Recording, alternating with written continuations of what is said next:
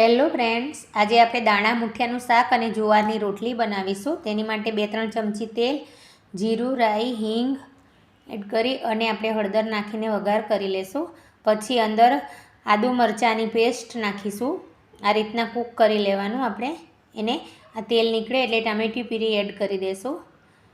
એ થઈ જાય પછી થોડું મીઠું નાખી અને થોડીવાર થવા દઈશું. મરચું નાખીશું, ધાણા જીરું પાવડર એડ કરીશું અને ગરમ મસાલો. આ રીતના બધા મસાલા એડ કરી અને થોડીવાર કૂક થાય પછી ખાંડ નાખીશું. પછી આપણે જે દાણા તુવેરના બાફેલા હતા એ અંદર એડ કરી દઈશું. આ રીતના કરી અને મુઠિયા એડ કરી દેવાના. ઘઉંના મુઠિયા મારી જોડે પડ્યા હતા વધેલા, એ મેં એડ કરી દીધા. અને આ જુવારની રોટલી છે, ખૂબ જ હેલ્ધી હોય છે. જુવારની અંદર પણ ઘઉંના જેવી લાગે છે, કોઈ જ ફરક નથી પડતો. એ ગ્લુટન ફ્રી છે. આ રીતના રોટલી તૈયાર છે. આપણું દાણા મુઠિયાનું શાક અને જુવારની રોટલી ખૂબ જ હેલ્ધી છે. એકવાર જરૂરથી ટ્રાય કરજો. Thank you.